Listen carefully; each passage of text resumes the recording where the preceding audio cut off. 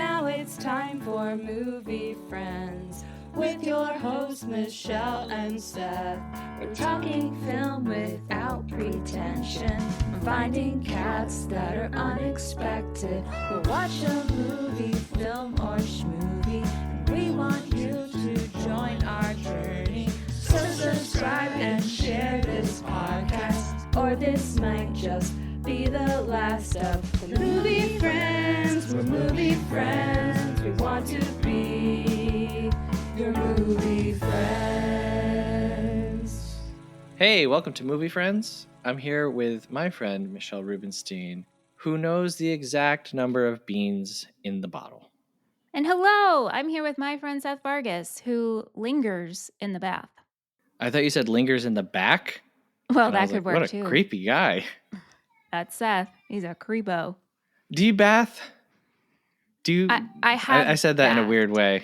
We can say it like that. I have bathed before. Yeah. It's been a while. I do like bath bombs, but I do Ugh. it more for relaxation, not for bathing and cleaning myself. Yeah. That sounded weird too. It's a weird topic, I guess. You don't bathe in the bath. I don't put me in a bath. You know how you don't put baby in the corner? Don't put Sethy in the bathy. But you are always talking about how good things are like a warm bath, though. Yes. You use that phrase a lot. But don't put me in one. No Sethy in the bathy. No. Showers. Yeah. But then I will sit down in the shower, which this is a controversial thing. We've talked about this somewhere. Yeah. Was it on the Mitch Ruby show, maybe? Maybe. But sometimes, people are like, you can't sit in the shower because it's dirty. It's like, well, clean the shower. Like, well, right. Yeah. Well, right. Yeah. I haven't done that in a while, though. Yeah. Good start to this episode. Hey, yeah. I mean, there's a lot of bathing in this movie. Mm-hmm. Hey, did we get any reviews this week? We did. I can't wait to share this one with you and our audience. I'm ready. Are you ready? I'm ready. Okay, so this review is from That Quiet Kid over on Apple. Yeah, over on Apple Podcasts. 5 stars. Thank you. Good start. Title of the review says, "Cool pod!" exclamation point. Okay. And the review says, Seth.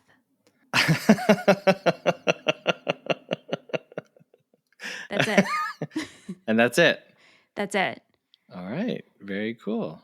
Very cool. I saw this one, and thank you, That Quiet Kid. Thank you so much. Yes. Thank you very much. I saw this one, and it felt a little ominous. Yeah. Like almost a threat. I think it's the way you look at it, right? Glass half full, glass half empty. I look at this, and I'm reading cool pod, Seth. Right. Where to me, I see it, and it's just Seth. ...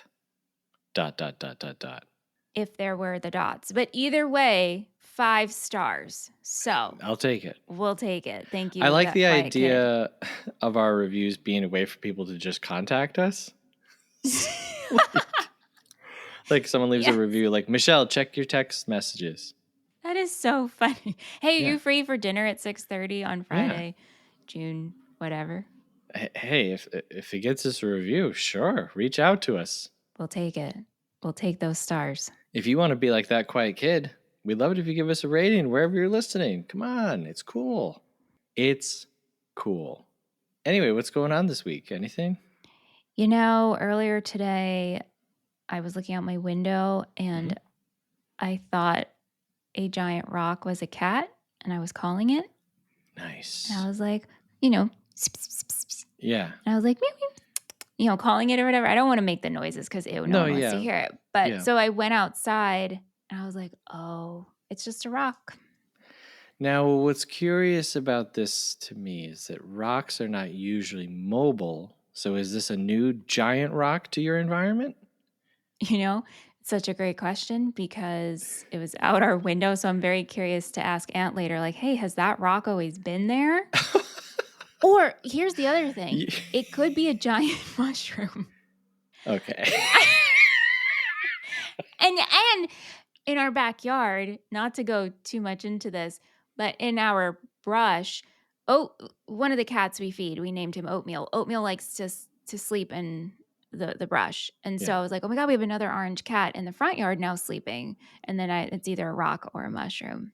Hey, we got an email and a voicemail. Ooh. Email. Email subject line is "Cats don't dance," and the email says, "Telling tales out of school. I've never heard that phrase before. People have said that to mean lying, right? Have you never heard it either?" Oh wait, are you asking me or just reading the email? No, I'm asking you. No, I don't think so. I don't recall that. Do you remember Kokomo from Full House? Yes, I do. Of course, yes. I think that Danny has to be naive or it doesn't work the same. Mm-hmm. I love Darla as a villain, and this is a great message for a kid's movie. P.S. 3.5-star movie. P.S.S. Did you notice how many screenwriters they had? And yes, we did. And when Michelle was preparing the notes for that episode, she was like, how many screenwriters do we include? Yeah. I mean, there was like 10? Yeah. Yeah. P.S.S.S. I'm really happy you guys covered this as I've never seen it before now. Wow. And that email's from Ben. Thank you, Ben. Hey, thank you, Ben. And thank you to everyone who enjoyed that episode because it was our most popular episode in the month of May. I thought maybe it's because not so many shows have covered it. Yeah. So maybe people have cats don't dance fever and Yeah, kind of a forgotten memory. Mhm. That's nice to revisit. And that was recommended to me by Emily. So thank you, Emily. And speaking of Emily, we got a voicemail. So Yes. let's go over to that real quick. Hi. I just listened to your Wedding Singer episode. Very apropos, both the movie and just the month for me, since Andrew and I are planning our wedding right now. So very on topic for us.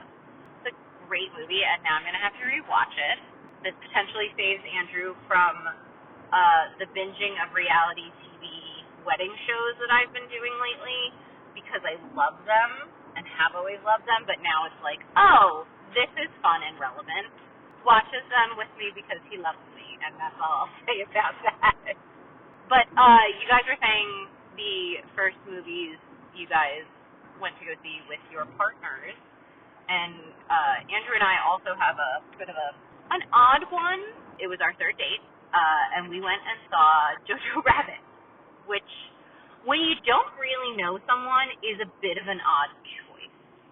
While I do love this movie, I think my top Adam Sandler movie is either it's a tie, Billy Madison, or 50 First Dates. So I think I have to give it to 50 First Dates. I know Andrew was saying he was just talking to you about this, Michelle, when he was over on Thursday, but his favorite Adam Sandler movie is easily Little Nicky, which I think is probably one of my least favorites. It gets quoted. But yeah, that's all I wanted to add. Okay, bye. Wow. Thank you, Emily. Thank you so much, Emily. Have you seen Jojo Rabbit? I have. It's not a great first date movie. Mm. I mean, when you think of a first date movie, you want something like light and fun, whatever. Yeah. Maybe something where people are smooching on the screen, and then you can look to the person and be like, you ever hear of smooching? Maybe you want to try that? Oh, wait, this is first date. Okay, maybe light smooching. Yeah, maybe just a comedy is better so you can laugh. And then you're like, you want to try that later in a few weeks? And or keep days? calling it smooching? Yeah, smooching's okay. Mm-hmm. Right? Want to smooch? Well, you want a smooch.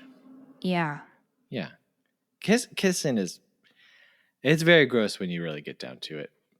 Oh, if you really think of it, think about it. I mean, I love it. Sure. I'm a big fan. Yeah, man. Absolutely. Look, you know what's a weird one though? You know what's wait. No, on the topic of kissing, you know what's a weird one? Necking. No, that term. That's not a real thing.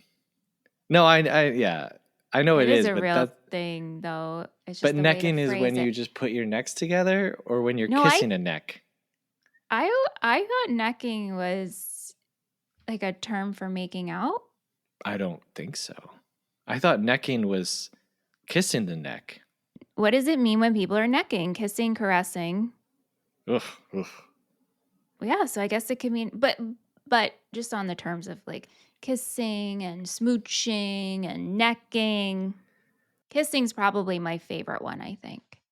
Well, hey, if you want to be like Ben or Emily, send us an email, moviefriendspodcast@gmail.com. Let us know what you thought about necking. First date movies. All right, so before we talk about our movie, we're going to guess what the other person is going to rate their movie. And Michelle and I have not really talked about Melancholia that much in between watching. I'm gonna go a little conservative here with this one. Okay. All right. My guess is in the book it's locked in. I'm also locked in, but not with confidence. Yeah, I also don't feel very confident. Okay. So we're talking about Melancholia from 2011. Written and directed by Lars von Trier. Cinematography by Manuel Alberto Claro. Composed by Richard Wagner. Edited by Molly Moline and Stensgaard Morten Hjoltberg. Costume design by Manon Rasmussen. Starring Kirsten Dunst, Charlotte Gainsborough, Kiefer Sutherland, Cameron Spur, and Alexander Skarsgård. Michelle, why don't we clink on a glass, tink, tink, tink, and you can read our summary. What do you do as you wait for your life to end? Justine is staying with her sister Claire and brother-in-law John. She just had her wedding reception at their lavish country estate, but over the course of the night, she quit her job, her and her husband broke up, and her family left her. Now in the throes of depression, Justine and Claire await the arrival of a wayward planet. Some scientists say it will collide with the Earth, some say it won't. We watch as they ride horses, eat breakfast, and prepare for the unknowable as they await the arrival of Melancholia. All right. Hey, we're here. Like I mentioned last week, we've done Lars von Trier. Now, I looked up like 3 ways of pronouncing this dude's name, and I just couldn't. I know it's not how I say it. The way you're saying it is the only way I've heard it. Okay. Well, I've heard like several, so how I'm just... How have you I don't heard even it? care. Trier, Lars von Trier? Yeah. Okay. We'll call him Lars. Lars. Now, we had covered his movie Antichrist with my wife and I on our Patreon show, That's Messed Up. But this is the first time he's appearing on the main show. I'm going to assume that this is the first of his movies that you've seen? Yes. Yeah. And this is my pick for wedding month. I feel like there's so many great wedding movies that I could have picked. I didn't want to go against the spirit of wedding month. But at the same time, I was like, I don't know when else we would talk about this other than maybe end of the world month, apocalypse month, which could happen. And I thought maybe this will bring some variety to the month. Mm-hmm. Because I feel like a lot of other wedding movies kind of follow a pattern, I've seen this many times before. How did you take Melancholia? Well, before we got to back up, okay. You chose this because it's your wife, Jean Marie's favorite. Correct. This is her favorite movie of all time or favorite wedding movie or one of her favorites? Well, so actually, I was trying to get Jean on this episode. Yeah. It's hard to do. Yeah. She's a busy woman. Yes. And we respect that. We respect her time. Yes. But she did send us her thoughts on the movie. So I could read those? Sure. Yes. All right. Jean Marie says, Melancholia is one of my favorite movies. When I first saw it when it was released, I liked how it depicted a person struggling with depression. I come back to this movie to watch it again because of the stunning vignettes, visuals, and musical score. I even find the wedding scenes in the first half of the movie to be entertaining in a way that's almost comedic. Imagine you're a guest at this wedding, witnessing all the drama. I also am captivated by disaster movies, especially if they're about the end of the world. The controversy surrounding Von Trier and the film is very interesting, and I enjoy trying to interpret the film by considering Von Trier's personal life and the cultural and historical context of the musical score and imagery. I'm never sure if I'm reading too much into his choice of music and art included in the movie, or if there's a deeper meaning being communicated by these elements. Either way, analyzing Melancholia is enjoyable to me. Jean Marie. Thanks, Jean Marie. Thank you. Well said. I Very think well said. that's the way you have to take this movie. How? Be open to interpreting it, and be open to having a discussion on it and the themes that are being presented in it. Yeah, I saw like a clip of Kirsten Dunst at the time talking about the movie, and she said Melancholia is a movie that you see with people and then you go out after and you talk about it for hours. Mm-hmm. Yeah. You know, we open on Kirsten Dunst looking miserable, and then dead birds start falling. Yep. Wagner is playing, very serious. What are you thinking? How did you? Well, these vignettes, whatever you want to call them, go on for about 8 minutes. Yeah. And so it was pleasant enough while I did my nails. Oh, okay. So I didn't know much about going into this movie, but I did know it was a very big vibe change from last week. Yeah. When we were together a couple of weekends ago, you, me and Jean Marie spoke about it and the overall tone. So I kind of knew this. I kind of was open to what I was about to receive, if that makes sense. Yeah. And so when this started, and I was like, okay. And then as time went on, I was like, oh, it's 8 minutes in. This is interesting, but I'm going to store it. Yeah. So, like, overall, were you like, this movie sucks? Or were you like, I'm not into this, I'm into this? No, this movie doesn't suck. It was a little long for me. When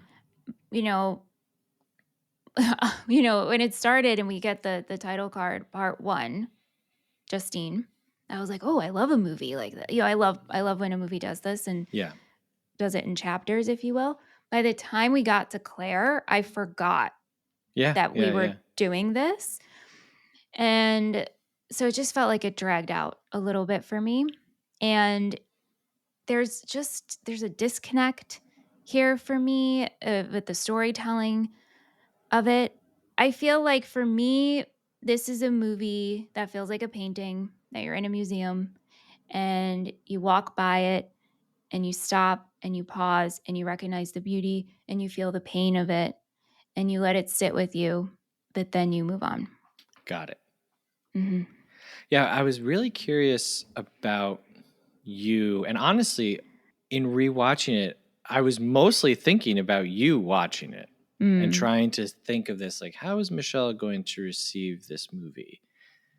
It is a huge, huge vibe change. I mean, we just did The Wedding Singer, which we both rated like incredibly high and had a great time talking about it. And this is definitely more on the film side of the movies that we cover. And there's nothing wrong with that. I love movies that make me feel bad. And I like Lars's work. He is very controversial. Did you read anything about his comments around this movie? I read about him talking about how he felt he understood Hitler. Yeah. And then the donkey that died on the set of one of his movies, like on purpose. Mm-hmm. And then, so I was just like, that gives me, I don't like that. It's where we know better to do stuff like that. So, but that was like so surface level. Like I did not dig too much deep. I know he deals with depression. Yeah. And so this is a reflection of that as well. Yeah. And he said about this movie, he's like, when I write, I really can only write about myself. Okay. Yeah. And he was like, I'm really writing about my depression and, how he experiences it. And he also said that, like, by the time the movie came out, that he was kind of like over it and through it. and like onto nicer things, I suppose. On that note, though, I didn't read that, but that kind of goes with my feeling of my painting feeling, right? Like stop, absorb it, feel the pain that it's feeling, but you move on from it. Yeah. And I feel like that's how depression can work too. Yeah, I mean, it comes and goes. Yeah. It's like there's the underlying, like I talk about all the time. I'm a very depressed person, which I think people find surprising, given my personality and maybe our output. Right. But yeah, it's like there's the kind of general underlying day to day, and then you go through a period, and sometimes it's 6 months, Right. and you look back and you're like, whoa, 6 months have passed. Oh, okay. I remember one year I was driving my car and I thought to myself, oh wow, I gotta talk to Jeemer about what we're gonna do for New Year's Eve. And then I realized it was like January 20th. Wow. Like that time had just, I was there for it. I experienced it, and still it wasn't really there. I wasn't really there for it. So yeah. So I thought about you too, and not to get like too crazy personal. I'm curious. I've seen this movie so much. I've thought about this movie prior to this show, for years now. Obviously, like with it being Jean's favorite movie, we've talked about it a great deal. So my main focus is like you and your experience watching it. So forgive me for having all of these questions. But one of the things I was thinking about was like, you have a sister and a nephew, and this is about two sisters and a nephew. So did you relate to that at all? Like, were you watching this and like, oh no, I'm Aunt Steelbreaker? Well, yeah, along those lines, but also just interesting how someone who's looking at a human psyche and how we react in a disaster, and then the overall discussion of happy and what happy, the woulds and shoulds of what should make a person happy. Also, like I thought it was just the contrasting between Claire and Justine, especially in the end, with Justine being incredibly calm, knowing that the world is going to end, and Claire reacting because she has a son and I can't believe that this is happening. And the one that had it all together, or so we thought, right, is now flipping out. Right. And also the aunt being like, I'm going to, if she could, just create a safe space for her nephew. And so I very much could relate to that. Yeah. I think it's a very well-made movie. Yeah. Like what Jean said in her email, and this is something that her and I also went through when we talked about his other film, Antichrist, is you watch the movie and you're like, wow, there's so much here. It's look at the depth and the meaning and all this stuff. And then kind of the more you look into it and hear him talk about it and learn about it, you're like, maybe there's actually not that much here. Maybe it is actually quite simple and more like structured more like a normal movie than it first appears to be. And I don't say that as a knock against him, this film, Antichrist, any of his other movies. It's just I think that like when we experience something, it can kind of put us into a headspace. It's not fully there. And like for him, he even said, he was like, maybe this movie like isn't saying anything. Maybe it's total crap, which I thought was really interesting. That is really interesting because this is definitely not a total crap. Yeah. But it's like he writes it, he's writing about depression, he's depressed. They go through the production of making it and he's like, actually, like I don't feel that way anymore. Yeah. And so maybe what he thought was great depth when he set out to make it, coming out on the other side of it, it's like, maybe this isn't as deep as I once thought. Do you like the two parts? Do you feel... God, I'm like so conflicted on it. Yeah. Because while I think how can I say this? Like overall, it's interesting, like I said, to see the contrast of two sisters deal with all in all is going to be the end of the world, and how we deal with depression. And even her husband, John, the Mhm. scientist, who very much is an interesting character to me, because he believes in science, but he believes in his science. He Yeah. also wants to control his estate and his bubble. Yeah. Mm-hmm. Claire, how dare you look at anything on the internet? Mm-hmm. Those scientists or people you're reading are wrong. And so it's like, you can't have your own thoughts. Trust the experts. But then I couldn't help but make a joke to myself of like, so what you do read on the internet is true. Right. Right. Which is, it's always like, don't believe what you read. But it's like, here you go with that kind of extremist thinking. And Right. it turned out to be true. And for John to end up taking his life because he couldn't deal, I thought was a very interesting choice as well. And so again, okay, so that was a very jumbled all over answer, right? So if we want to talk about part 1, Justine and the whole wedding, we have these 8 minutes of vignettes. The movie. They show us the whole movie. They show us the whole movie, but the way it's shown, right? Yeah. It's out of order, and it's very artistic. Yes. Mm-hmm. Right. But then composed. Everything is composed, where the rest of the film isn't. And in fact, Von Trier told his cinematographer, like, I don't want you to anticipate anything with your camera work. His direction was like, the camera doesn't know anything, so you have to react as if you're a person, right? And so they didn't compose shots, like especially in that first half, everything is handheld. He just kind of had to like pretend that he was a person viewing things instead of composing shots. Anyway, yeah, keep going. But like on that note, then to have the 8 minutes of this like artistic visualization of the whole movie, like you could do whatever you want because you're an artist and you're creative, but like why?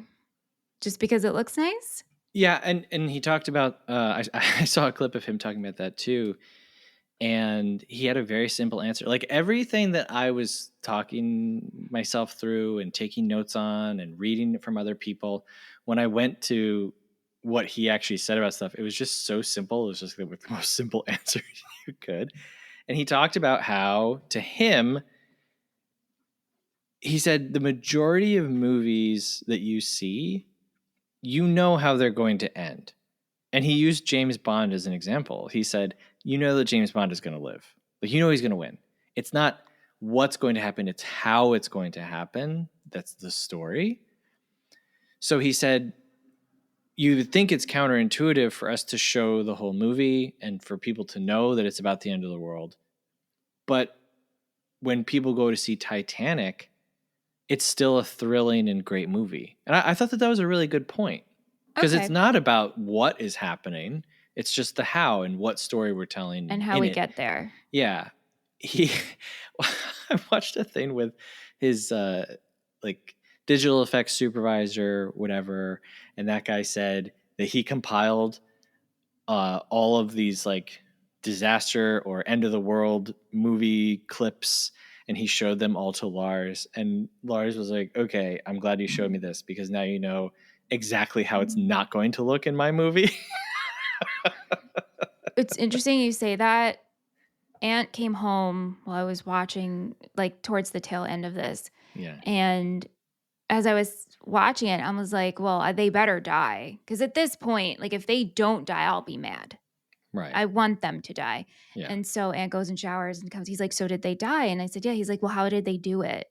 And I was like, it kind of just went black, and yeah, that was it. It was like there's no like big explosion or like end of the world apocalyptic. There's a little, yeah, but everything catches on fire, but like half a second. It's not the big. Yeah, no, showy. No. Yeah. So I was happy about that choice. I want to go back a few cycles. Me too. ago. I'd like to go back to the beginning and talk about part 1. Your point. I want to talk about your point of contrasting the sisters and the movie being broken up into 2 parts, and Claire being so in control, where in the first part Justine seems really erratic and not in control at all when it really matters, right? the movie is showing you this is her wedding day, and she's going to greet a horse, and look at all the money, the people waiting, look at how erratic she is.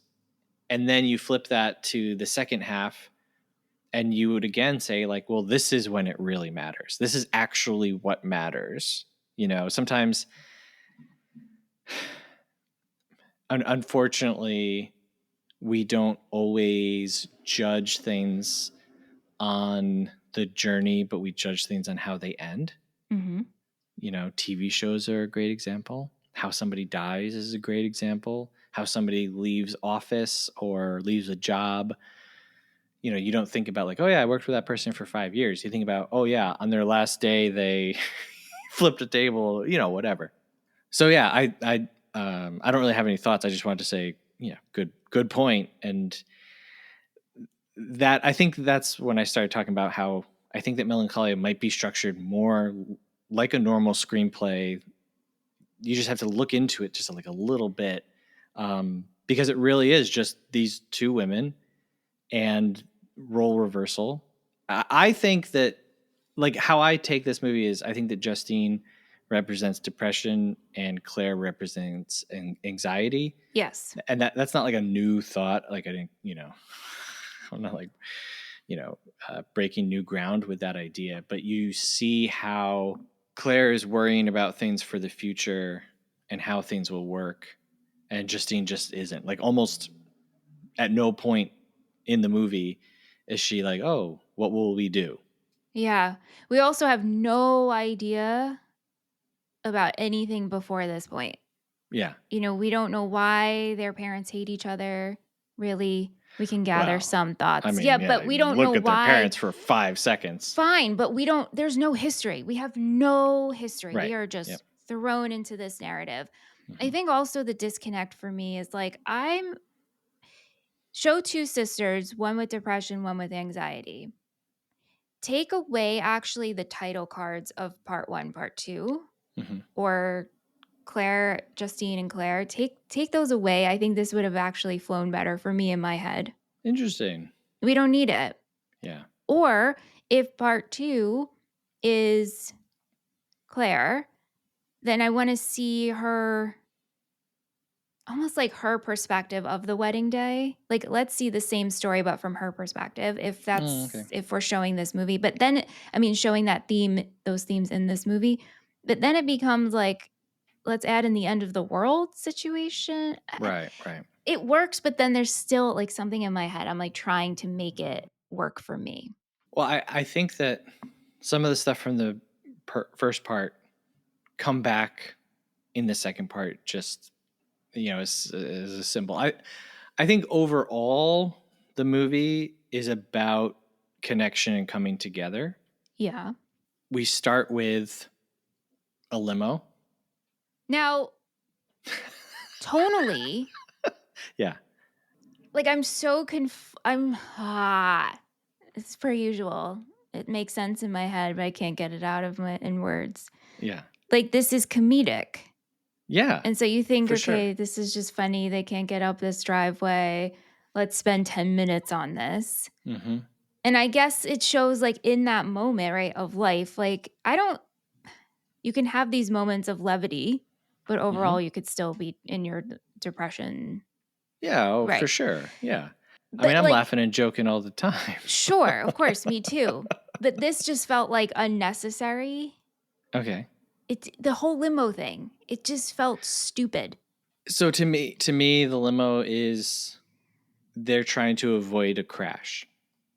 Yeah. We spend all this time trying to avoid a crash because it's a stretch limo. The driver says, like, it doesn't belong to me. Right. Which is kind of like, yeah, okay, I didn't assume this was your limo or whatever. And I think that the two halves mirror each other for what we said earlier. It's what is important. And so a lot of people would say, you know, what was one of the biggest days of your life? People say, oh, the day I got married. Like, oh, the day that my kid was born. Or, oh, you know what I mean? And so we see how, like, even just these tiny little movements and adjustments in our lives have to be so careful and so calculated because we can't scratch the limo and we can't make the guests wait and we can't waste this money and we can't throw away the gift that someone would get for guessing the beans. I can't imagine, Yeah. like I think it is very comedic. And I watched this movie 3 times, 3 days in a row, front to back. And the movie to me got smaller and smaller and smaller and also became funnier, especially the first half. I really thought that like there's a lot of really funny stuff throughout it. It's so bone-chillingly awkward that it's hard to like get to a place where you can laugh at it, because it's like Charlotte Rampling as Gabby, the mom, is just, which I want to ask you a question about that, but she's just so horrendously awkward and inappropriate. But anyway, they're showing how, due to her kind of disconnect, right, because of her mental state, she's ruining all of these really important things. And then we do a time jump to sometime later where now the planet is visible and, they know that it's going to do the flyby. Justine has gotten way, way, way worse. She's coming back to the estate because she just can't be by herself. And now all of that stuff in the first half, which is almost a full movie, right? Add on another 10 minutes and you have one movie, right? All of that stuff is absolutely meaningless. You don't think about Michael for the rest of the movie. You don't think about Jack.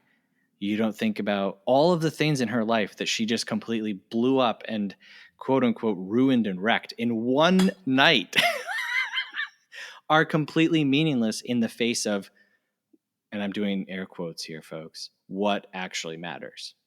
And in the end, all that matters is your sister and your nephew. Yeah.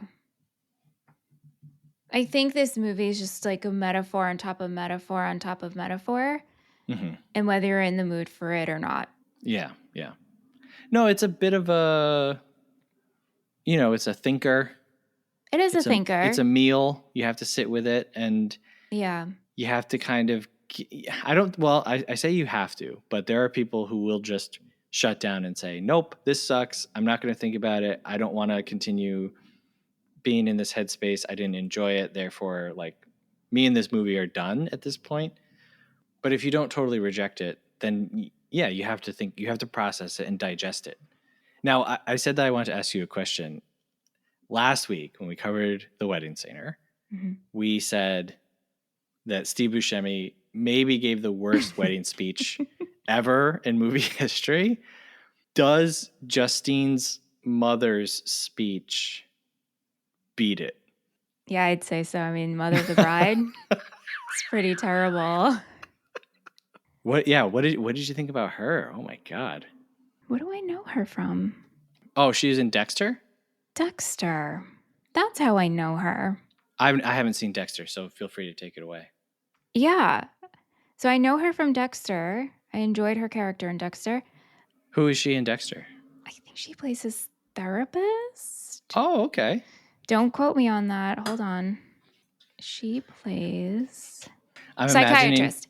His psychiatrist. I'm imagining a T-shirt in quotes that just says, I think she played his therapist, and then dash Michelle Ruiz. It could just be, I think. Yeah, I think He played.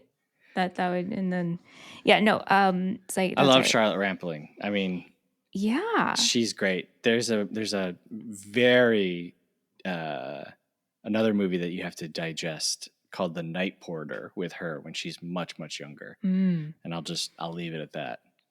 Yeah, but I think at this point, by the time, when we meet her, I think we're just trying to take in what we just have been watching. So, like, yes, she seems terrible. Look at this speech. She doesn't believe in marriage. She's very cold. But it's like, why? What happened? And then it's like, we get into it more. And then by the time we get to the second half, it doesn't matter. Going back to the overall theme, it doesn't matter. Yeah, no, yeah. So I know I already said this, but like I think that the movie, in a funny way, it hurls you into this situation, but it gives you like just enough information to know exactly what happened, which is that Justine and Claire's dad is a freaking weirdo and thinks he's very funny, but he's actually just kind of a jerk. He's got the two Bettys. Yeah. Who are the two Bettys? Who are the Bettys sitting at a Are they table, his Bettys? girlfriends? I would think so. They're very giggly Bettys. Yeah. I was like, is one of these your wife or girlfriend, and is one of them your nurse, John Hurt, who's looking like the oldest man who's ever lived in this movie? Yeah, but again, this is like another comedic choice. Did Lars talk about these little comedic choices? No. Well, he said, one of the videos I watched, he's like, I do feel like some parts are comedic. Okay, because they are. But the spoons, I feel like that's something I would maybe try to pull. Yeah, I mean, I feel like you have that quirky, offbeat relative who's just like, oh, look at these jokes we're doing. So weird. Oh, I can't stand him. But yet it's something you would do, so perhaps. I wouldn't do this, though, because I don't believe in any pranking on anyone in the service industry. Oh, I agree. Like, no. Do not prank the waitstaff. Yeah. Please. See yourself out, okay? Yes. Yep. Agreed. Throughout the first half, everyone is asking her if she's happy. They're trying to make sure that she's happy. And you see this kind of world where everyone in the family is concerned about Justine and where Justine is at. Michael, Alexander Skarsgård, even says, like, I could tell that you were starting to get bad and I haven't been taking care of you. But then also, I think it speaks to this larger thing where there are certain environments and scenarios where women are expected to be happy, and the happiness of a person is the evidence that things are okay. And happiness is just so fleeting and Agreed. It means nothing, kind of. I think about this all the time. I talk about this with Aunt all the time. I just talked to a friend about this last week on the topic of happiness. For me personally, I experience moments of happiness, but would I say I'm happy? No. Yeah. I would say it's content, maybe, or neutral. I like to do the visual of neutral, and then I have a high, and then I have a low. And to have the low, then I experience the high. And then to experience the high, I have to experience the low. Yeah. I think about Does that make Kim sense? Kardashian's drink refrigerator. Okay. Are you familiar with Kim I Kardashian's? love the Kardashians. I love Kim, but this drink refrigerator. So I saw a video. I don't know their show. You know, I don't have anything against it. I would do that reality show with you in a heartbeat. I think Kim has gotten a few people out of prison. Yeah. So that's cool. Prison right? reform. Yeah, she's very passionate about that. I saw this video one time of she like descended into a cellar, and they just had all these reach-in professional commercial refrigerators. Mm-hmm. And there's like one for desserts and like one for drinks. And she's like, this is my drink refrigerator. Mm-hmm. And I thought about everyone's pursuit of happiness and success in life, right? And like this kind of unattainable thing that everyone feels that they're entitled to, and also feels guilt over not having, you know, being a famous, successful person, right? That weird baggage that hangs on all of us in America in 2025, whether we admit it or not. Not that everyone wants to be famous, but the idea of like, how are you doing? How are you doing financially? How are you doing in your life? What is your position? What's your status? And Kim Kardashian's drink fridge for me is like, oh, that's the pinnacle. Like the pinnacle is like having a dessert for your drinks. And what do you do with money? And when you can buy happiness, it's just things. And right. Yeah. It's, I might not be expressing it very clearly. But whenever I see people who are like living large, it's like, oh, you mean you get to eat fancier food? Yeah, You but get it just to doesn't mean they're happy. go to and that's my point. Like, Yeah. there's a great, speaking of Adam Sandler, there's a great Adam Sandler skit from SNL where it's the Italian tours. Have you seen this one? I don't think so. Oh man. He's like dressed in a big suit and he's like, hey, my name is blah, blah, blah from blah, blah, blah tours. You know, we'll take you and your family on a tour to Italy. And he's like talking about all the different things that they'll show you. And he's like, now I want you to realize if you're not happy at home, you're not going to be happy in Italy. So as the skit goes on, he's like, yeah, take a wine tour, take a this. He's like, but just remember, it's like we can he's like, we can put you on a zip line, but we can't make you say we and mean it. Something like that. And I think about that all the time too. It's like, Yeah. and so I think that Melancholia does a good job of showing that. Like, I mean, this is a really nice wedding reception, you know? Yeah, but if you're not, happy within yourself or you're struggling internally, it doesn't matter. It won't mean anything. And you'll go out and have sex with a dude on the golf course instead of your husband. How did you feel about that? Yeah, I took that as I just need to feel something, and that's not this. Right. So she quits her job after getting a promotion. Which was so awkward for the boss to do that as part of his speech at the wedding. Oh, I mean, yeah. He sucks. Yeah, he sucks, yeah. Inappropriate. Now, when Michael leaves, Yeah. I kept watching to see if I was missing something. Did he just leave because she quit? Like, he didn't know about her having sex with Tim, right? I think he knew. You do? I think he saw out the window. Gosh, my Long Island comes out sometimes. I think he saw them out the window. Because we don't see that. So do you think it's safe to assume that? That's what Because I assumed. I didn't want to assume that. Yeah, I assumed that. Okay. Because her boss, Jack, is Michael's best man. So I was like, okay, is he just like taking the boss's side? Is he kind of just like, you're crazy and we're done with you? Yeah. I don't know. Like imagine if we had the first half just the way it is. Mm-hmm. And then the second half, we like dig into all of that and we don't have the melancholia of it all. Mm-hmm. This would be such an interesting, maybe not interesting, it would just be such a different movie, but there would be so much to dig into. Oh, Michael going to work with Jack, and, going back, and then like where that leaves her, and she could still be depressed, but we don't have the whole end of the world bit of it. Mm-hmm. Mm-hmm. I might have actually liked to have seen that. Do an edit of Melancholia and take out all the planet stuff. Yeah, I mean, I get the overall feeling. I mean, somehow we could tie in the same feeling that we're trying to reach. Yeah, but I think I would be interested to see those people. Yeah, and the dad just leaves. He just Little father is like, hey, we got a room for you. Yeah, he's like, they all leave her. My buddies gotta go. Yeah.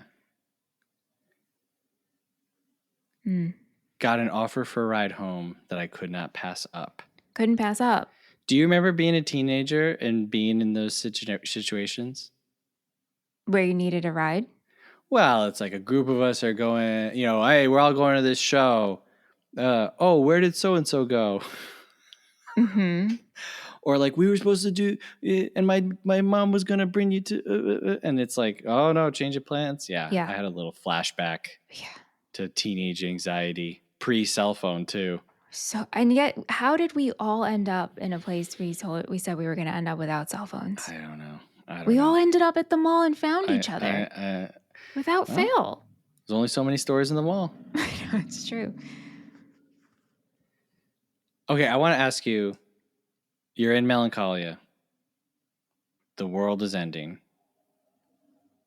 what are you doing? Where are you going? As long as I'm with Aunt, I don't care. All right. It's as simple as that. Like, I just would like to be in a safe space. It's probably my home, probably with Aunt, with our cats. And Maybe you're crawling in bed with the cats and yeah, I would say, like, maybe, yeah. couch? Yeah, maybe, depending. And just Tub? not the tub. I can No, tell you not that the- much. Not the yeah. tub. Yeah. But yeah, as long as I'm with Aunt, the world can end. Yeah. We always say, like, we hope we die at the same time. Well, that's the goal, right? I hope I die with him and someone is still alive that will take care of my cats. Do you know? I know a family, and the patriarch and matriarch of the family, they died within like less than a day. Yeah. Yeah, like Yeah. I believe, I believe the mother went first, and then the dad like heard about her dying, and he just died.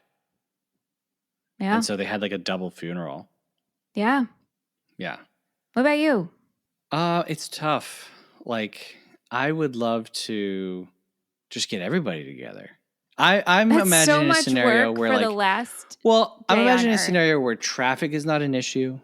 Okay. You know, like, obviously, getting down to Long Island on a normal day is horrible. But, You die in traffic, dude. but I think that I would be like, hey, everybody, end of the world, group hug, hand circle at my house. Yeah. If I've known you and you've got nowhere to go, come up to Seth's place. Yeah, I like that. And we'll all stand in a circle and look at each other and be like, well, okay, here we go. Yeah. So I've seen this movie, like I said, many times. We saw it just about when it came out, 2011. But then watching this post-COVID was really different. Really, really different. Did you get any of those vibes at all? I didn't. No, and I'm very curious if you'll elaborate on your feelings. Well, it's the about that. idea of like, John. So, like I said, I think that Justine represents depression. Claire represents anxiety. I think Michael, Alexander Skarsgård, represents love in that he's very giving, he's very patient, but he's also very betrayable. So I also feel he doesn't really have a backbone. Well, and that's contrasted with Kiefer Sutherland, who represents reason. Okay. Yeah. So you've got the two main females who represent anxiety and depression, and then I think Michael and John are love and reason, where Michael is just like, doe-eyed, as they call it, and I've never made a speech before, but you're so wonderful, and that's it. Oh, that annoyed me. Like, I was sucks. like, I have to let this go, but I'm like, you never made a speech in school, bro. Come on. Yeah. You but work also, at an advertising firm. I get what you're saying. I get you it. couldn't put something together for your own way. Like, right. Come on. Like, come on. But to him, that doesn't matter. Yes. Right. Right? Because it's just all, Justine asks Michael to sit with her, and he just immediately launches into initiating sex, and she's like, whoa, wait. And he's like, what? Like, he doesn't understand in the slightest what she wants. And actually, throughout the first half, she keeps asking people, like, hey, can I talk to you? Or hey, and so, yeah, I don't think Michael represents like a perfect kind of love, but that like romantic love. And there's really nothing else to it, because kind of once that part of their relationship is in jeopardy or in turmoil, he just abandons it. He's gone. But yeah, Kiefer Sutherland, I think, represents reason.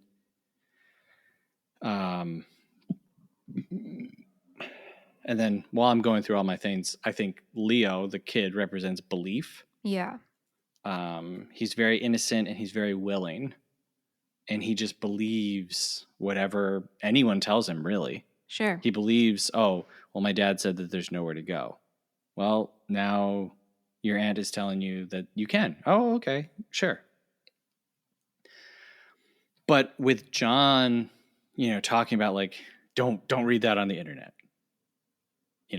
don't believe what these other scientists are saying. You have to listen to these scientists, and these people are just doomers. And then his whole like preparing thing where he goes and gets the supplies with Little Father. I mean, I remember back to when the shutdowns and the lockdowns and the isolation was all happening with COVID. It was like, oh, okay, so how do I quickly gather supplies to survive the end of civilization? Yeah. And it was like, you want to believe that that's not true while at the same time being like, right, but I mean, we need food.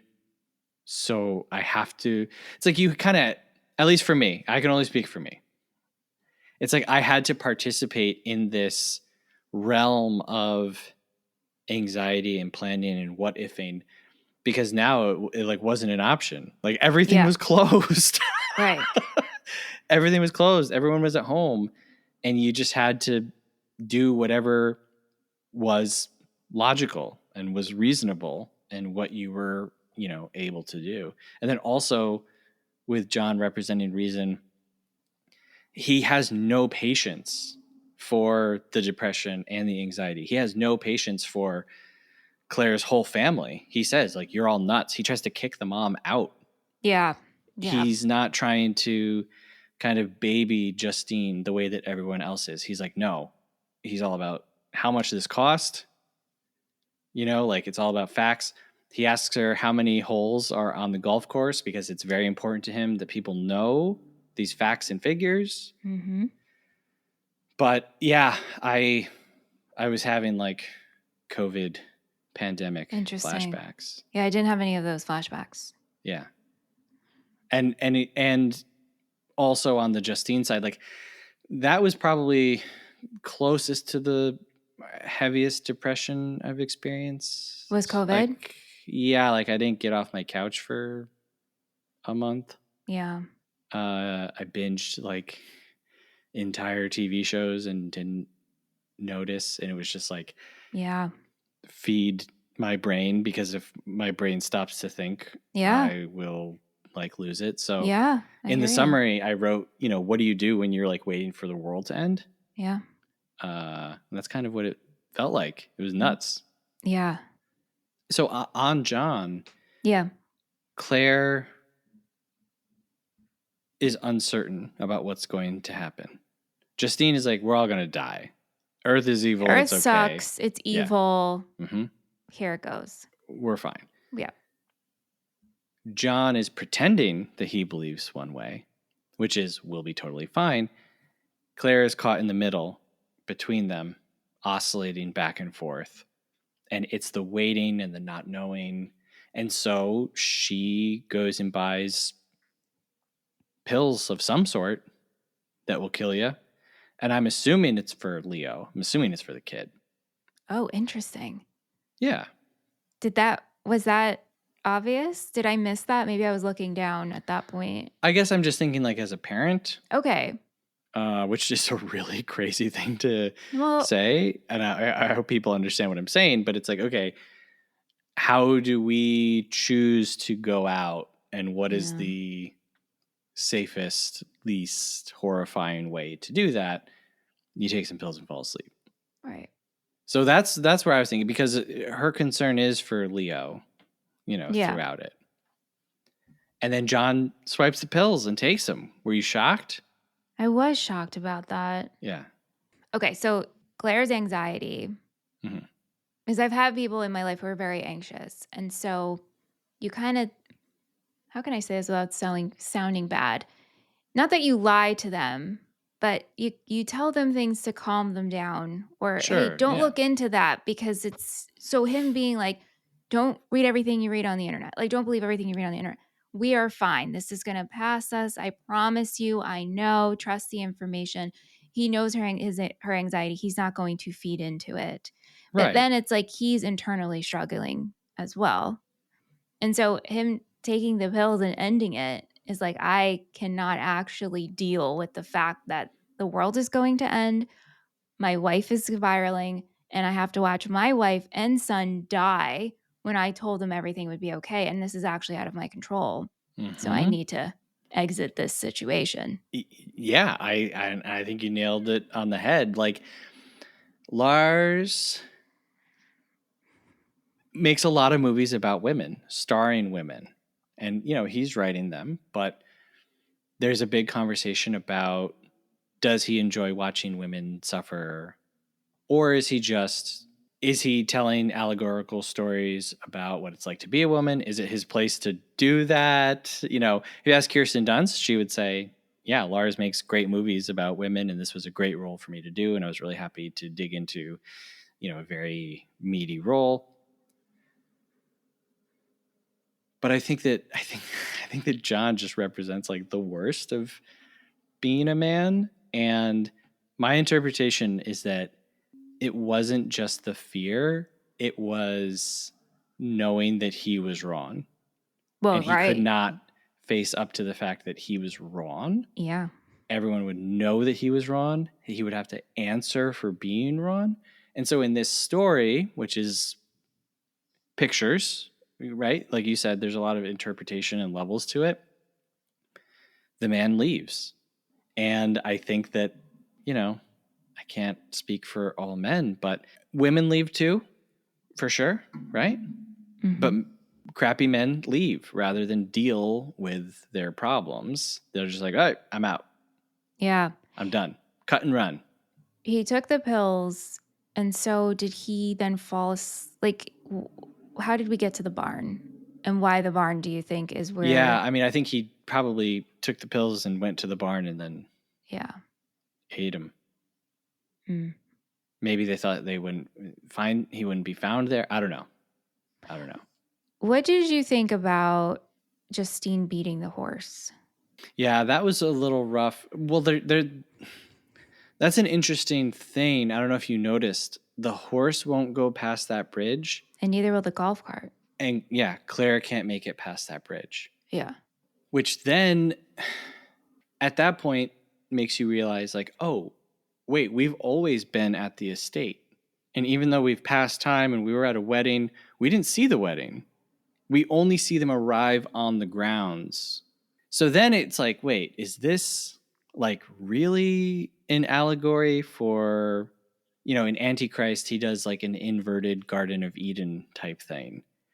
And so is this purgatory before obliteration? Is this a microcosm of the entirety of planet Earth? Little Father goes to the village and then doesn't come back, and he's unreachable. Like, they can't call him in the village.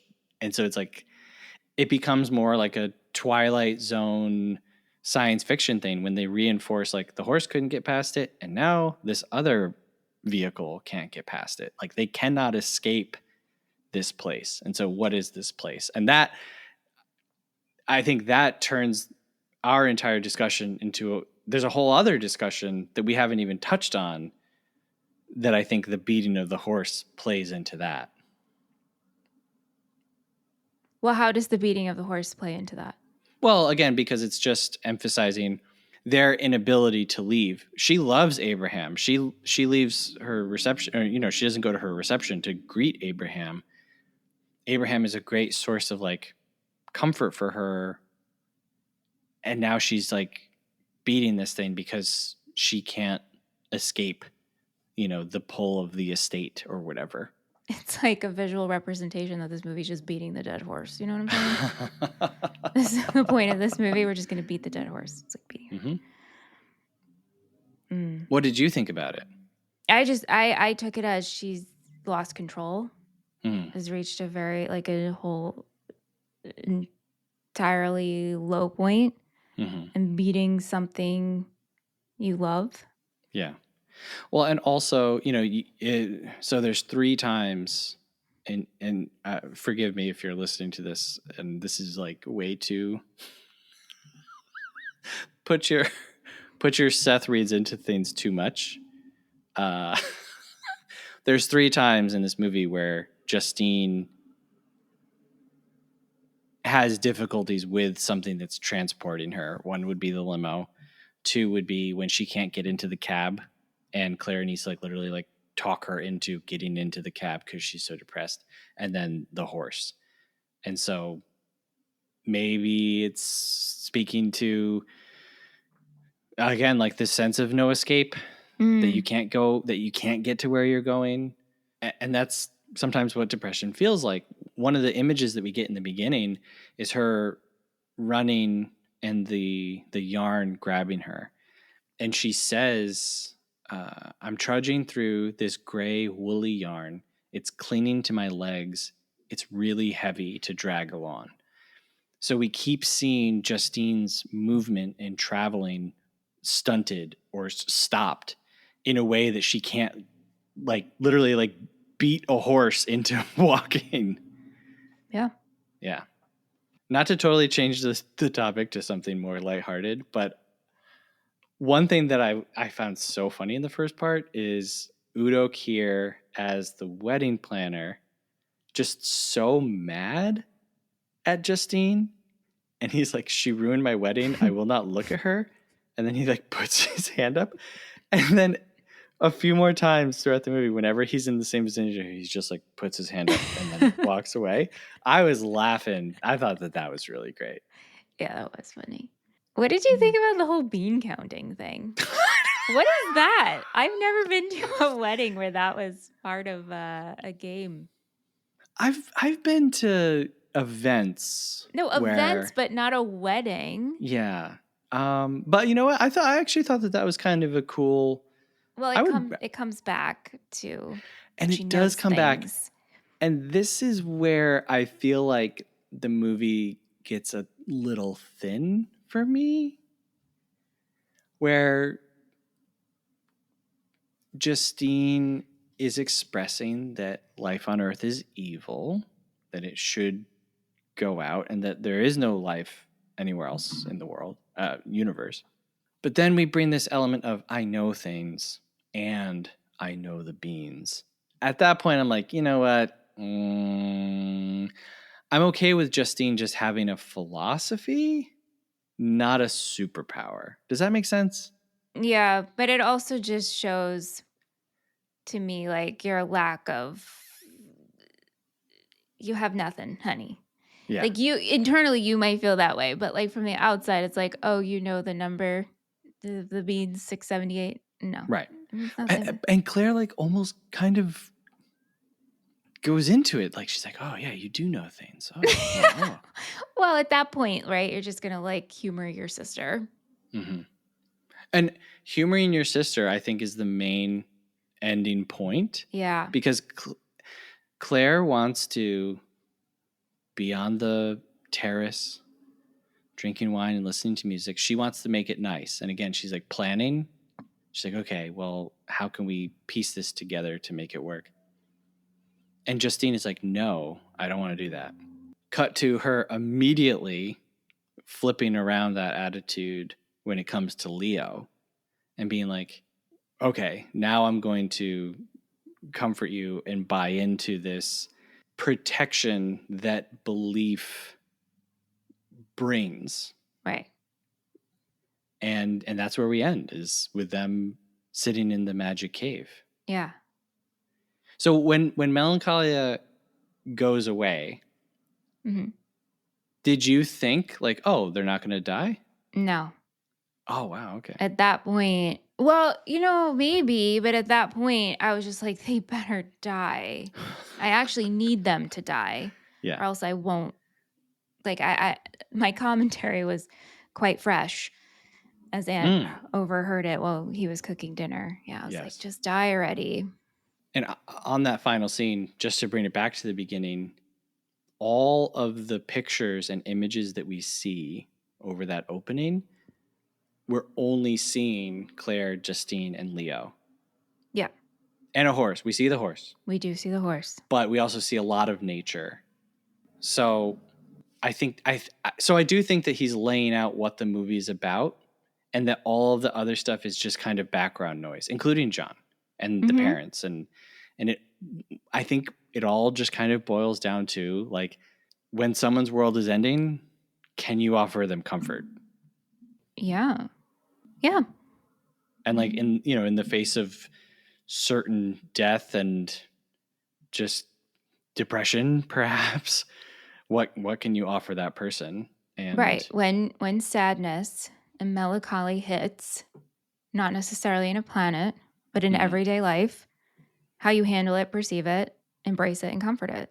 now I know that this is impossible to like actually answer, but like you, Michelle, now sitting in your house doing a podcast, Melancholia is coming. Are you gonna watch it hit us? Probably. I would want. I mean, I Yeah, would think I I would probably. want to. Who cares? Like, I'm gonna blow. Who cares? I'm gonna burn, die. Might as well see Wouldn't it it. suck though to be on the other side of the planet? And you can't see it coming. That'd be such a bummer, right? Yeah, the shit end of that stick, huh? I feel like I almost like tried to make this out to be like Claire and Justine like get it in the end and like they become nice people, or I'm not necessarily saying that, but one thing that I did definitely relate to with Justine, right? I'm just rejecting everything in my life. I'm literally self-sabotaging everything because I cannot be bothered to care because my depression is so bad. I understand all of that. But when it comes to the next generation and when it comes to kids, that is like, okay, I have to like my life and my outlook and my experience cannot like spoil this kid's experience.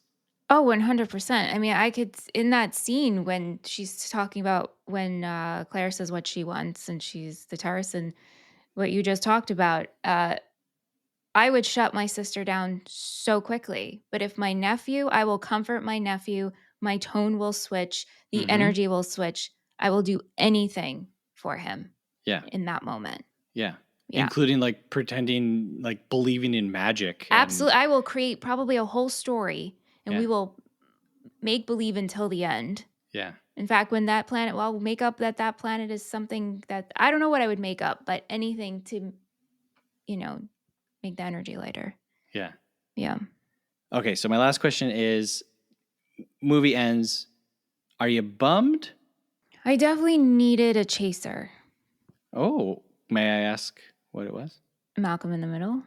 Very good. Yeah. Well, actually, it ended, and I'm kind of bummed in general because Aunt and I are caught up on all our main shows. Sure. Like my wind down bed show. I'm sure everybody, if you watch television, you have like your bedtime show, and then you have like your main shows where you're out on the couch. And not you, not all the movie people, but some person who watches TV out there knows what I'm talking about. Yeah. And so I was like, I need to watch something very light and something happy because this movie was very heavy. Yeah. Malcolm in the Middle. Well, we watched Nathan Frio. Oh, the okay. the very rebate episode specifically. Oh my God, it's so good. And then I watched Malcolm in the Middle. Malcolm in the Middle is another great work on sibling dynamics. Yes. And just seeing like a marriage dynamic too. Yeah. Overall household dynamic. It's so interesting watching with adult eyes. Did you ever stop to question why Justine is American and Claire is French? Yeah, in my mind, Justine grew up in the States. Okay. And her sister, I don't know, stayed close to her mom. I like, to me, Justine was closer with her dad, and because their dad was American. No. Oh no. John Not John. John Hurt. The actor John Hurt. Yes. British guy. He was British? Yeah, he's the wand guy from Harry Potter. Yes. No, I know, but I don't know why in my mind in the movie he was American. No, I think he spoke with his normal accent. I'm sure he did. Yeah. I'm not. Maybe because he just was so not refined to me. I was just like, and British people are refined, and Americans aren't. So in my mind, that's where it went. Yeah, I did think about that. I was like, or she went to like boarding school in the States, like something. Maybe it probably doesn't matter, right? Disbelief. Yeah, I don't know. I'll tell you what. I never thought about it until this time around. I was like, yeah, they're sisters, whatever. Oh, it's one of the first things I thought about. Okay. Yeah. This movie was made for $9 million. Makes $17 million at the box office. Currently has an 80% on Rotten Tomatoes, 3.8 on Letterboxd, 81 on Metacritic. This is not in the Criterion Collection, nor is it in the National Registry. And Ebert gave it 3.5 stars. Nice. Yeah, he dug it. He dug it. And they shot this in about 6 weeks. Wow. Yeah. Pretty good. All right, let's get into our happies and crappies. It's time for happies and crappies. Happies and crappies. It's time for happies and crappies. Happies and crappies. It's time for happies. You want to go first? Sure. My happy was Justine's wedding dress. I thought it was really beautiful. Mm-hmm. I really, really liked the structure of it. My crappy, I guess my crappy is the feeling it leaves me. Okay. My happy is just Kirsten Dunst. Yeah. Love her, and I love her in this. She's a delight. My crappy is their mom, Gabby. Not because of the performance. I was just like, please stop talking. Actually, you know what? I'm going to extend that to their dad too. Mhm. Because he like calls out their mom and says like my former wife, or I can't remember. Yeah. Whatever he calls her, it's like even worse than that. But yeah, they suck. Yeah. I hate every moment that they're on the screen. So we have some friends online what they thought. Over on Instagram, JTothP83 said that rain measurement device was brilliant visual storytelling. Mm. Did you like the rain? Yeah. Little coat hanger thing? Yeah. Innovative. That'd be a good Halloween costume. One couple costume. One of you is the ring, and the other one is the planet. Oh, that is funny. And you have to stand really far away from each other, and then the planet rushes towards. You could just crash into people all night. Mm-hmm. Also on Instagram, the.big.meanie says, I don't know if I can watch this again. I saw it in the theater, and boy, did it live up to its title. I do think it's funny that they're just like, yeah, the planet's called Melancholia. Yeah, it works. The never-ending watch list movie podcast at Neverending WL says, dare I revisit? Every now and then, I'll look to the sky and ask myself if that thing in the sky has got closer or not. Ooh. Creepy. Mm-hmm. All right, those are some people that we do know. Now we go to a segment of the show where we hear from people that we don't know. It's called Half Star, 3 Star, 5 Star.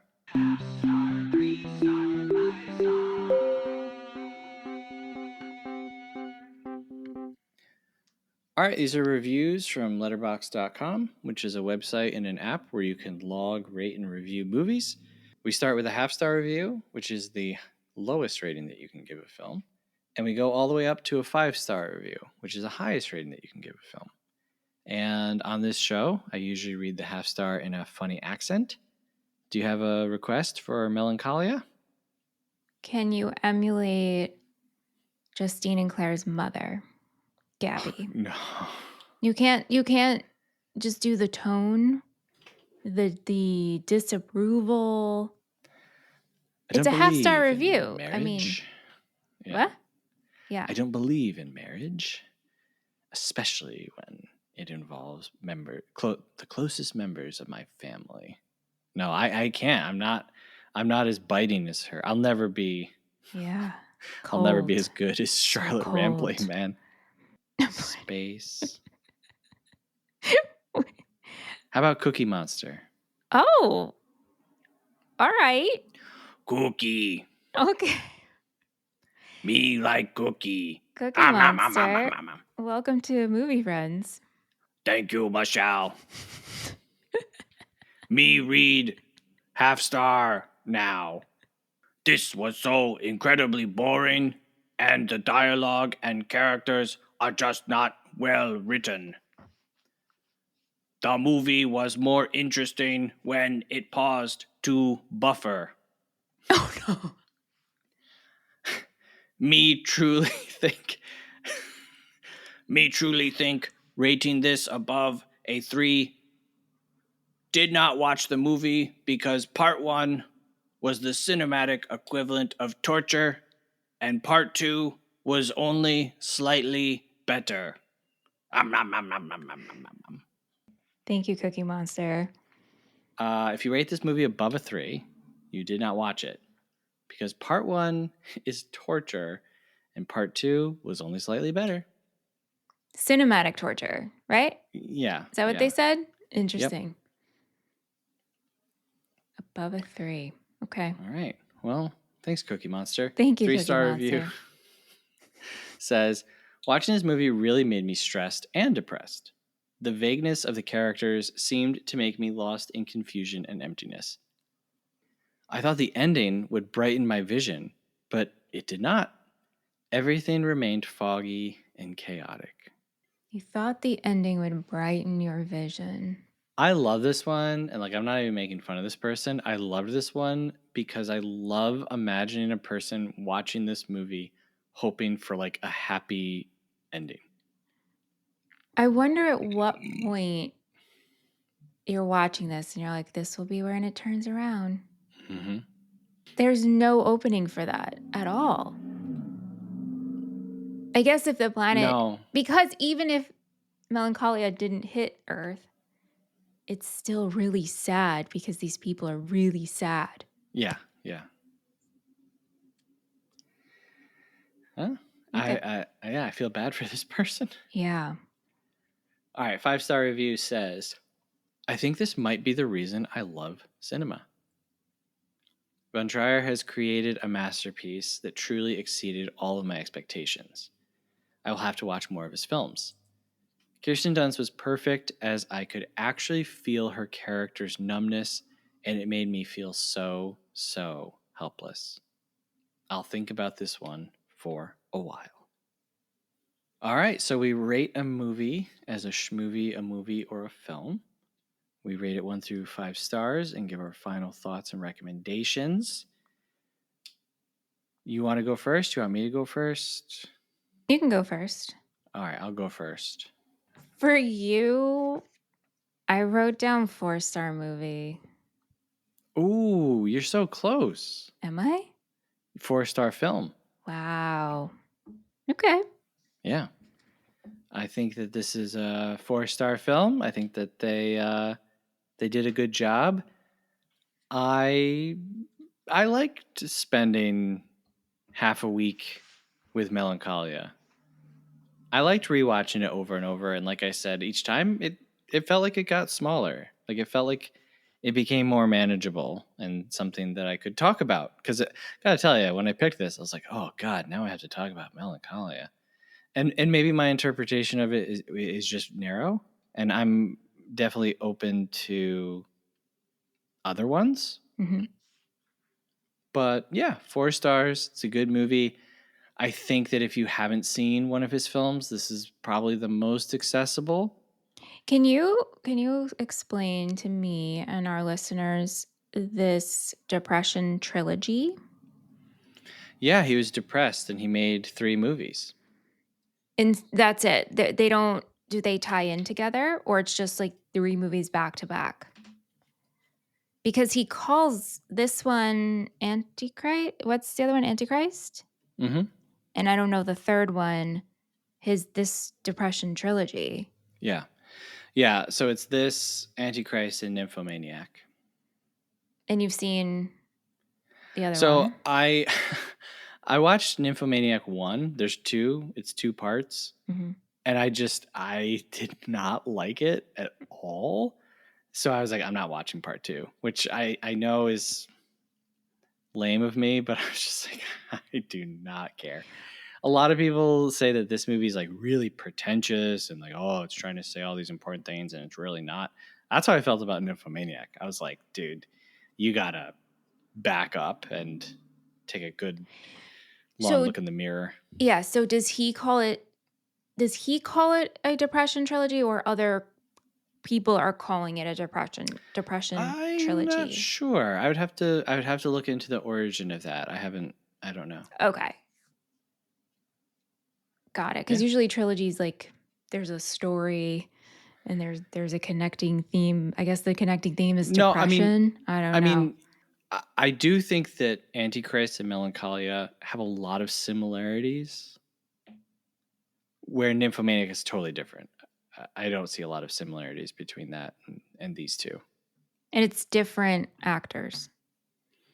Charlotte Gainsborough is in all three. Oh, but Yeah. not as No. Claire. Oh, no.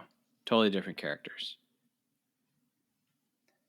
All right. So for you, like I said, I went a little conservative.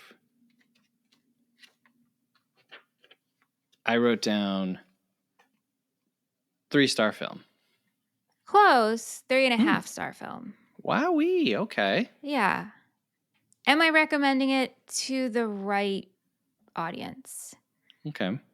in my life? I'm probably not willingly going to watch this one again Mm-hmm. unless I need to go on a podcast and talk about it.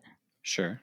I'm not reaching for this, but I think it is beautiful to look at.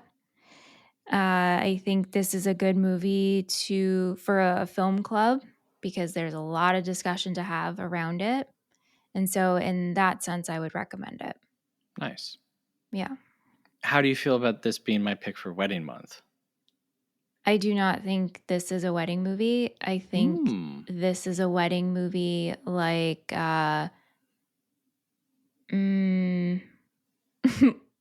trying to think of like The Big Lebowski is a sports movie. Okay, got it. That's how I feel about this. Yeah. Okay. Okay, does this movie pass the Seth Shell test? The Seth Shell test is our version of the Bechdel test, and it is that this movie must contain something tangible that is impressive, whether choreography, production design, or practical effect, and it must have a runtime that is justified by its content. I'm half and half on this one. I think that the camera work is interesting. The wedding dress is great. And for me, like if I was going to look at something tangible in the movie, I'd probably go with the wedding dress. But that to me doesn't make the whole movie past that half of the test. I do think that the runtime is fine for this. I didn't think it was too long. Yeah. I'm also half and half on this. I think it looks beautiful. I also, as you guys heard, my happy was the wedding dress. But this to me could have been a little shorter. So All right. So this like halfway passes because we're on either sides. yeah. That's Interesting. right. Yes. Hey, if we halfway pass your podcast test, let us know. Give us a rating and a review wherever you're listening. It takes 5 seconds and it literally changes the trajectory of our lives. Okay? Please.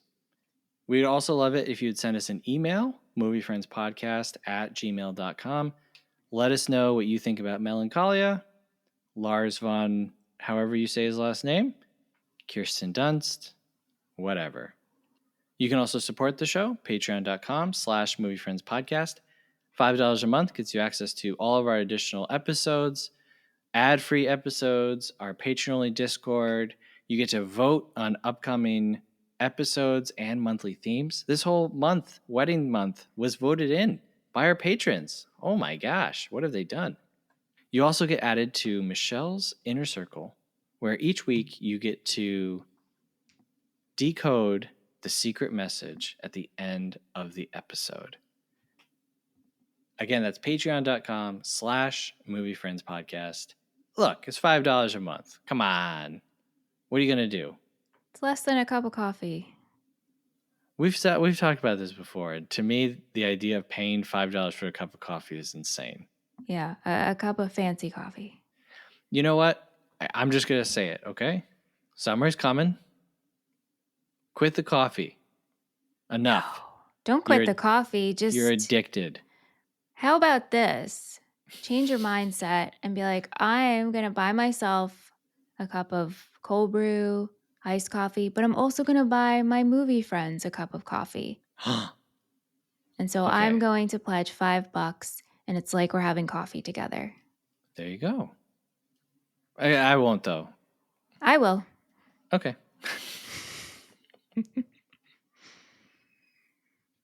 All right. Next week's episode. Your pick. My pick. Are you ready? I think so. Yeah.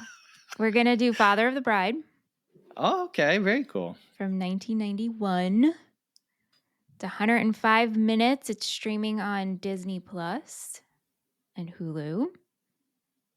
Have you seen this? I have seen Father of the Bride. I have not seen part 2. Oh, will you watch part 2? In preparation for this, yeah, I'll watch part 2. Like your homework assignment is only to watch part 1, but part 2 is equally enjoyable in my opinion. So this is probably the best time in my life to do it. There you go. So, yeah. But yeah, I've seen this when I was really, really young, and then I watched it maybe within the last 10 years. Oh, so is this a movie you grew up with, or just like you saw it? No, not really. Oh, okay, this is a very well watched movie in my household and throughout my whole life, really. I thought of this movie as like a movie for adults when I was a kid. Yeah, but I think as you've known by now, like my favorite movies when I was a kid are for adults. Right. All right, very cool. Yeah. Well, hey, thanks, Michelle. Thank you, Seth. Well, hey, thank you very much for listening. And remember, folks, life on Earth is evil. Till next time when we're talking about Father of the Bride. Thank you very much for listening. Have a good one. Movie Friends is produced by Seth Vargas and Michelle Rubenstein. Theme music by Jean Marie Vargas. Visit us at our website, moviefriendspodcast.com, and please subscribe and rate our show wherever you are listening. You can support Movie Friends at patreon.com/moviefriendspodcast. Thanks for listening.